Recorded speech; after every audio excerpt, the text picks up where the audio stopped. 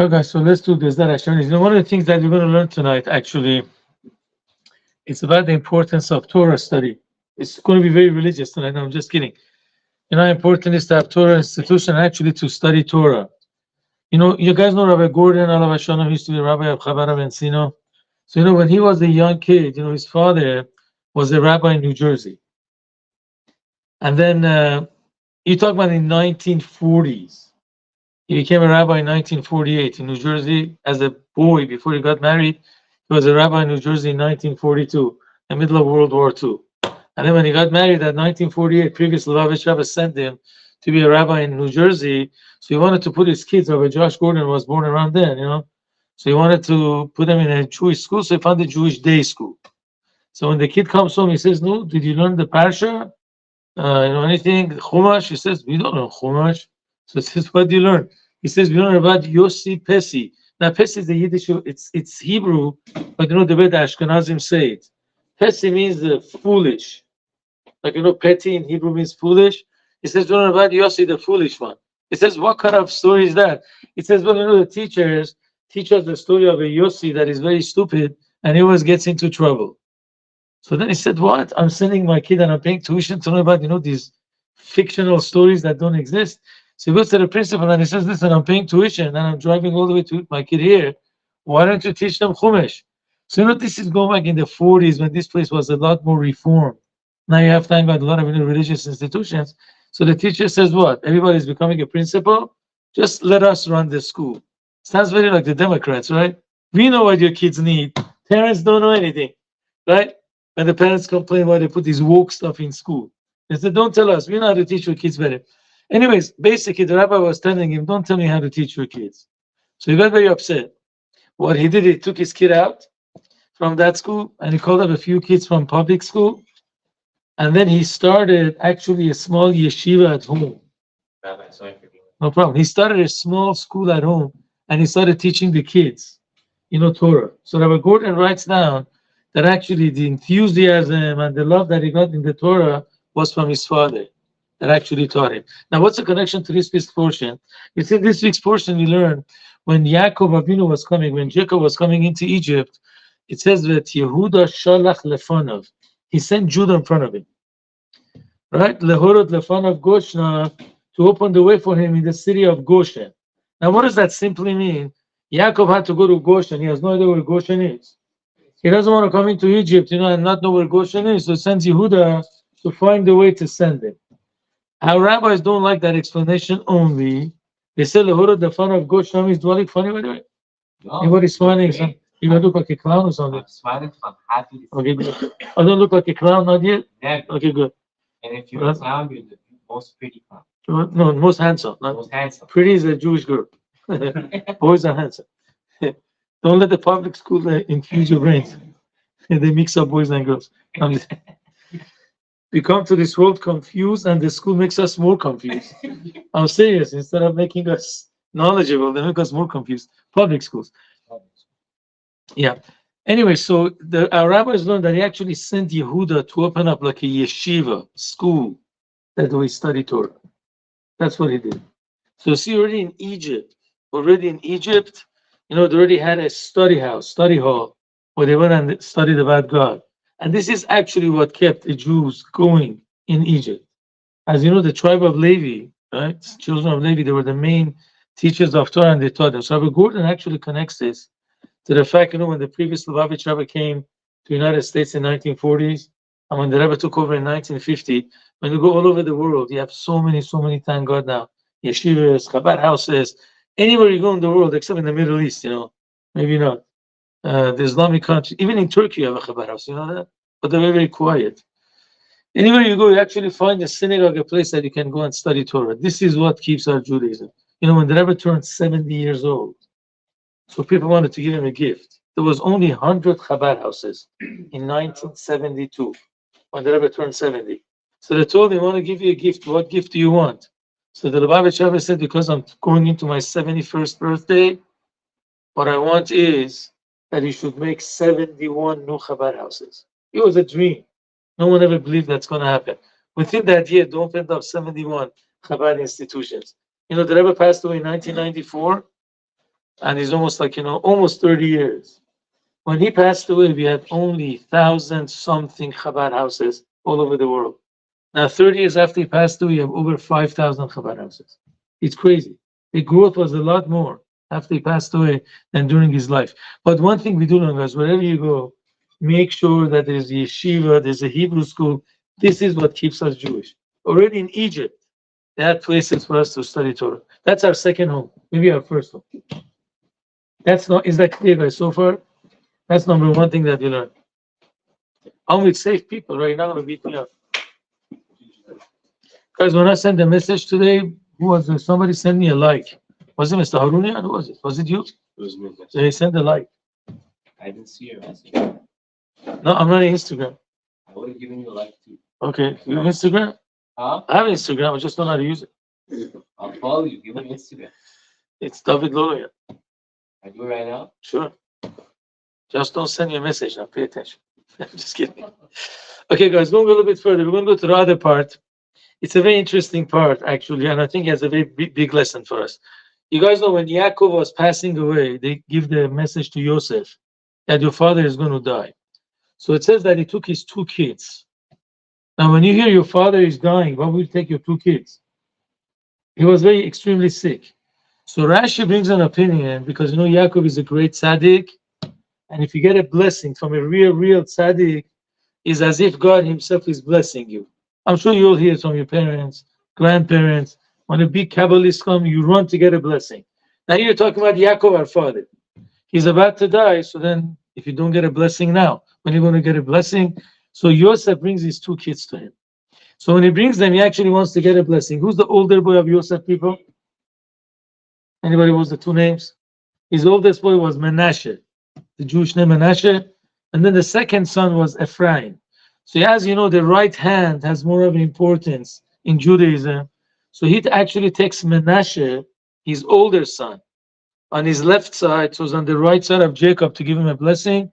And then he takes the younger son, Ephraim, from his right side, which is the left side of Jacob, to get a bracha. Now Yaakov didn't want to embarrass the kids and say, switch your places. So what he did, he blessed them like this. He put his right hand on the younger kid, and he put his left hand on the older kid. And the reason was because it says the younger kid is going to be a lot greater. So he put his right hand on his head. But anyways, whatever it says in the Torah has a lesson for us. Yaakov is a righteous person, Yosef was a righteous person. So they must both had holy reasons, logical reasons why, for example, Yosef wants the older son to get a bigger blessing, and why Yaakov wants the younger son to get a more important blessing. There must be a reason behind that. So actually, the Rebbe explains it very beautifully. I think it really resonates and relates to us. You see, what does the name of Menashe show? That was his firstborn. Menashe, it means Nashani. God made me forget the house of my father. Simply what it meant is, Yosef was traumatized, sold by his brothers, in jail for 12 years. And the jail were not like jails, in California, that you have your own TV set in your room and you have access to books. You have basketball courts, in the whatever less security jails. It's a pit. They throw you in there. It's not a good place at all. He was really traumatized. So then when he actually got married and he had a kid, he says, you know what? I forgot the pain, the trauma that I had from my father's home. That's a simple explanation. But Kabbalah explains a different meaning. He says, I'm in Egypt. The place that I am makes me forget my father's home. Because he was a very immoral person, immoral place. That's what Egypt was. Any sin you find in California, Vegas, all over the world, it existed in ancient Egypt. I'm telling you, anything. Man with man, women with women, with animals, I don't know, whatever you could imagine. It really existed in Egypt. It was a very, very corrupt place. You could also see from the story that Abraham was scared they're going to kill him because his wife Sarah is very beautiful. Could you imagine you walk in a place, your wife is beautiful, they're going to shoot you to get your wife? Definitely a very immoral place, no question about it. Sounds like Middle East almost, So anyways, the name Menashe shows that you have to remind yourself you're in a place that makes you forget your father's home, tries to make you un-Jewish. So you have to always remember where you come from. You miss the place that you came from. Now, why did he mention the second boy, Ephraim? Ephraim means fruitful. And it says, because God made me fruitful in the land of my, what do you call it? Exile. In the land of my, whatever, uh, what is it called? Land of, no. Beretz Ani, when you get like a torture, not affliction. In the land of my affliction, right? Sorry, my English is not too good. Anyway, so that means even though you're in a dark place, but you're actually fruitful, you transform it to a very, very holy place. So these are two ways for a person to stay religious. One way is that he remembers where he comes from. You know, for example, us, we remember, you know what? My soul comes from a godly place. Even though I'm in this world that makes me forget, I'm not going to forget it. I'm going to remember that no, I'm not my temptations. I'm not, my pleasures. I have a godly part in me. How could I forget that? So always remember where I come from. But because, I hate the world, I just don't want to forget where I come from. I really don't accomplish anything. I just don't get involved in the world. I might keep myself holy, but I don't make the world a better world. That was Menashe, the original state of Yosef when he came to Egypt. He wanted to move away from it. He remembered he comes from Jacob's house. But after a while, he realized if God puts me in land of Egypt, my job is to transform this place into a holy place. I can't just remove myself from Egypt and try to stay holy. If I'm here, God has a mission for me. I have to transform this place into a holy place. That's why I named this second kid Ephraim, means fruitful. I actually got fruitful in the land of exile that I live in. So these are the two ways. The question is, which one is more important? So Yosef held that the most important part is remember where you come from. Don't get involved in the world because the world might affect you. That's why I wanted to have Menashe on the right side. But Yaakov realized that no, if you're in a place of darkness, it's not there by mistake. It's not a mistake that you guys live in California, in Los Angeles. It's not a mistake that you guys live in a woke place. You know that professors in college are a little bit, I don't want to say any bad words. They're a little bit on the left side, a little bit foggy up here. The brain doesn't work straight. It's not a mistake that you're here because your job is to transform this place into Kedusha. I'm telling you, you guys can do things that I can never do. I don't see everybody. I only see people that come to the synagogue. If I go to colleges, to high schools, I meet a couple of people. But people that don't like me, they go the other way. When I go to college, are you Jewish? So either they say I'm not Jewish, or Rabbi, I don't have time. So that means I'm Jewish, but I'm not in your mood, leave me alone. And understand that, I look weird. Of course, they're afraid of me. But there are people that you meet. So there's one way, this guy's a little bit off the wall. I don't want to do anything with him. That's the Menashe attitude. Let me keep myself away, perfect myself. That's what Yosef felt. That's why, he always said Menashe means I'm in a place that makes me forget my father's house. I don't want to forget it. I'm not going to get involved in this physical world. Yaakov says, no, you got to go there and actually be fruitful. Transform the land. And this is what you guys can do. You see a friend in college, everybody has $1 here, right? How much is a Coke in college? I mean, Coca-Cola. I don't mean this Coke. How much is it? $2. $2? Imagine you spend to your friend $2 and he comes closer to you, buy him a Coke. Then you take him to a class of Torah. Or, take him, I don't know, bring him here, Tel Aviv, at 8:45 exactly. That's fine. But let him come, honestly. Like that, you bring him closer to God. That's called Ephraim. And you become fruitful in the land of your exile. So we give you the job, please. All you guys become Ephraim. Don't be Menashe that runs away from the world. You become Ephraim. You promise me that? That's it. You could do that. You bring another Jew closer to God. So that was the second thing that we're going to learn. The third thing that we're going to study, actually, there's a lot of things in this week's Parshah. We're going to study very, very important point.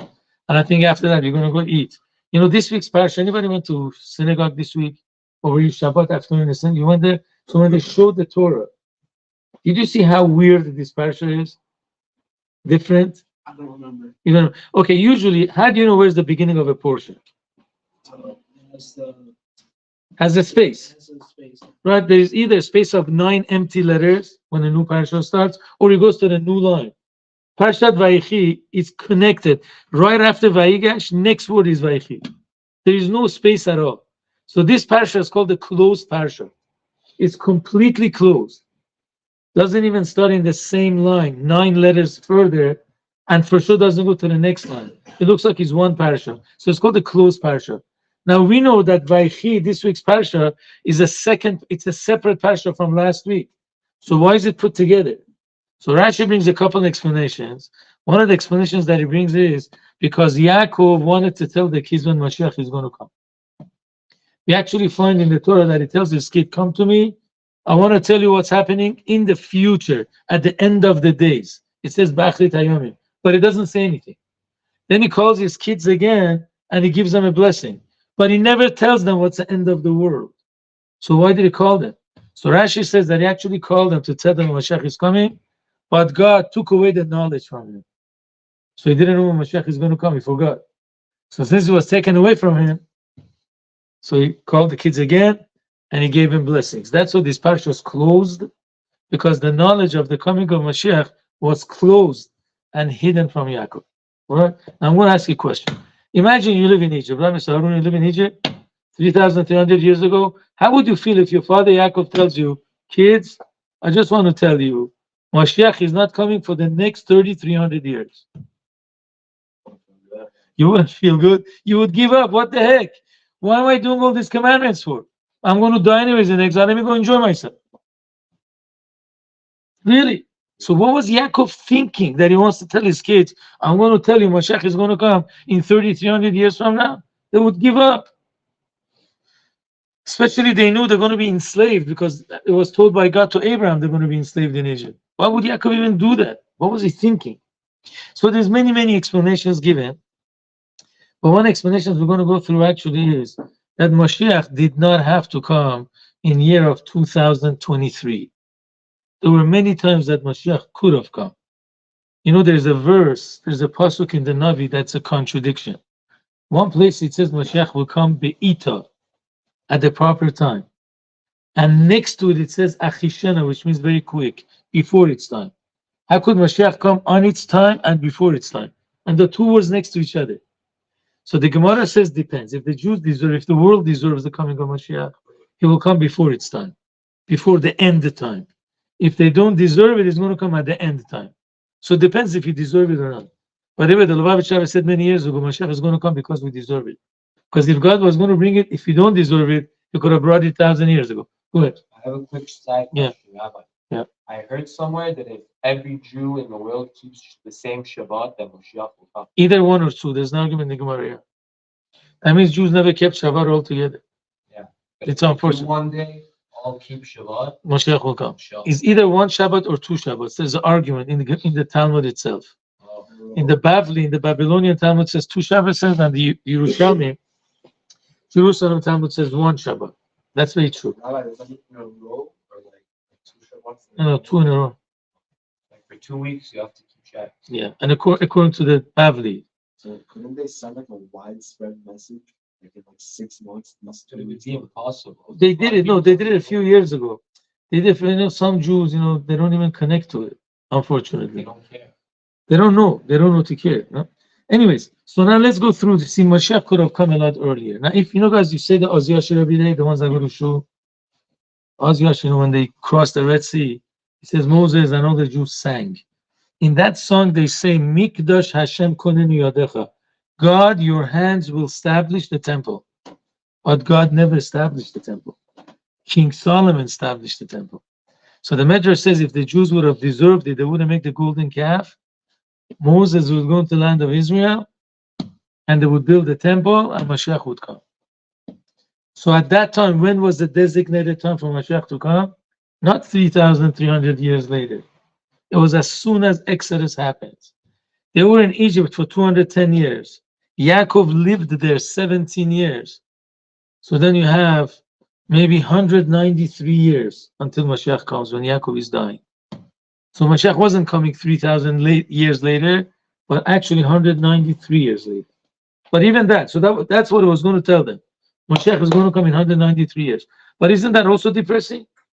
Because nobody lives 193 years. But the answer, that they give is, sometimes if you really work very hard to do good deeds, to our utmost, capability, you could bring Mashiach even closer than that time. And actually prove it very beautifully. How many years were we supposed to be in Egypt? 400 years. How many years were we there? 210 years. What happened to the 190 years? So there is a joke. The joke is, they say that the Jews were suffering in exile after 210 years. So they came to God and said, God, please take us out. We can't tolerate it. God says there's not 190 years left. So all the ladies came and they told God, you know what? Take us out. We swear we're going to make our husbands suffer for 190 years. But that's only a dumb joke that men make. Because always the getting married is suffering. I know the other joke they say is an engagement ring, wedding ring, and then suffering. That's the third one. But the wedding ring and the suffering are the same thing. No, wedding ring, you're still happy. You're going to have a wonderful life. Once you go to the same house, suffering. But this is not true at all. Believe me, don't be afraid. Get married. Just the key is find a good wife. The biggest blessing for a man is a good wife. I'm serious. The ones that have their parents in a very, very good relationship, honestly, they see when the husband comes home, the smile that the wife has, the smile that a husband has when, sees his wife at home. It's not something in Mars. I promise it could happen in this physical world. But anyways, going back from our joke to the main study, really what happened that the 400 turned into 210 years. So Rab Moshe Alshich was one of the big Kabbalists that lived 500 years ago. He says because the Egyptians made them suffer so much that in the 210 years, they suffered like 400 years. You could imagine yourself. They took the kids, threw them into the river. And it says Pharaoh got like a skin disease. Last few, months or something of his life, he would slaughter kids and bathe himself in their blood, Jewish kids. Because the doctors told him, I don't know if it's true or nonsense, but the doctors told him that the blood makes your skin less painful or the irritation becomes less. So he's not going to kill Egyptian kids. He used to slaughter 300 kids a day. That's what the Medrash says. So the suffering that they had during these 210 years was equal to 400 years. Now let's take this to the good side. So Yaakov was telling them in 193 years Mashiach is going to come. But if you're going to do more than what you can, you're going to use your utmost, it could even come before 193 years during your lifetime. So that was his intention. So now the question is backwards. Why didn't God agree? Why did God hide it from him? He had an unbelievable, intention. God wants us to suffer in exile. What's wrong with that? What's wrong with mentality of God? God forbid. So the answer that they give his people, what does God love you more? You tell me. What does God want more? That you should be aroused to serve God from an outside force, or you should arouse yourself to serve God? Exactly. When it's from self, is much more internalized. Correct? Honestly, that's it. If you work hard, you figure it out yourself, it stays with you a lot more. So if Yaakov would have told them Mashiach is going to come in 193 years, guys, do more mitzvot, then they would be aroused because of outside information, not from within themselves. So God said it's worth it to be in exile more, but we're going to arouse ourselves to the coming of Mashiach. And that's exactly what's happening in this generation. The whole world knows no hope in human beings. Could anybody save the world anymore? All these isms came, communism, fascism, capitalism. Each one has this good or bad, whatever it is, but the world is not getting saved. You're actually in such a situation that every abnormal thing is normal. I'm not kidding. What do they teach you in public school? Tell me. Okay, besides learning whatever you have to learn to get a job. Abnormal. They think Palestine, Palestine, nothing wrong with them. They think Hamas is right. Ceasefire. Anything normal about this? Or maybe a kid is confused. He doesn't know what he is. So don't call him he or she because you're going to offend him. Ever you saw anything normal with this? All these years we lived, I know I'm a man and I was happy. A woman knew that she was the woman, she was happy. If somebody didn't have, whatever, had a problem with himself, okay, you got to go to therapy to get fixed. Now, not only that, we say they're okay again, I have nothing against them, but they confuse you even more than what you are. A kid goes with some knowledge in public school, comes out like, I'm sorry, confused more. Definitely we see that people forget is corrupt. The whole world is waiting for the coming of Mashiach. We're actually waking up from within. And Be'ezrat Hashem, coming of Mashiach is very soon. God willing,